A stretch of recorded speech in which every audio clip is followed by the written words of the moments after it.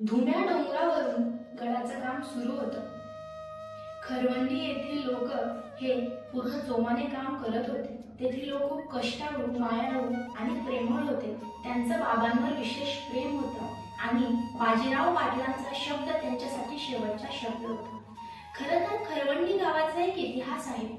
संत एकनाथ महाराज जेव्हा पैठणहून रामेश्वरला चालले होते तेव्हा ते तेथून तीर्थ घेऊन चालले होते आणि वाटेने जाताना भगवान विष्णू आणि भगवान शिव यांनी त्यांची परीक्षा घेण्याचे ठरवले आणि एक जण कैकाड्याचं रूप घेतलं आणि एकाने हे खर म्हणजे गाढवाचं रूप घेतलं. संत एकनाथ महाराज तेथून जात असताना तो कैकाडी म्हणाला की माझा गाढव हा खूप तहानलेला आहे, तुम्ही पाणी देता का? तेव्हा संत एकनाथ महाराजांनी विचार केला की भगवंत संपूर्ण चराचरामध्ये आहे, तसाच तो या गाढवामध्ये सुद्धा आहे आणि त्यांनी ते पाणी दिले. ही घटना ज्या ठिकाणी घडली त्या ठिकाणचा हा इतिहास आहे. खर म्हणजे गाढव आणि एकनाथ महाराजांनी भगवंत समजून वंदन केलं म्हणून खरं वंदी आणि त्याचाच पुढे अपभ्रंश झाला म्हणून खरं वंदी असा तेथील इतिहास आहे.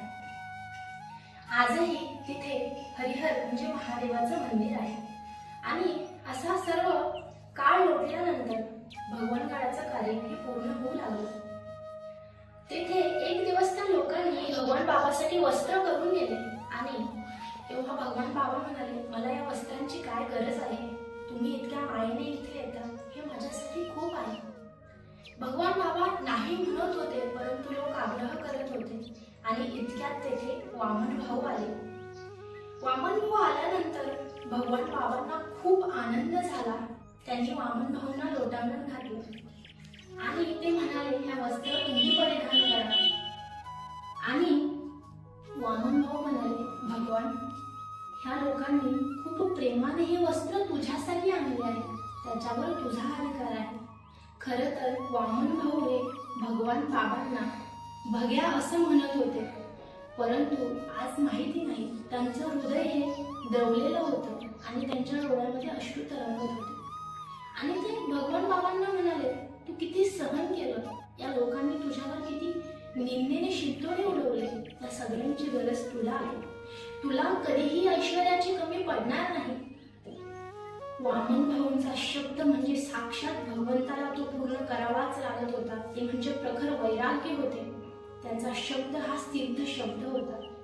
आणि हे सर्व झाल्यानंतर वामन भाऊ आणि भगवान बाबांनी एकमेकांना आलिंगन दिलं आणि गडाचं काम पूर्ण झाल्यानंतर तेथे अनेक मंडळी आली. यशवंतराव चव्हाण यांच्या हाताने गडाचं उद्घाटन होणार होतं.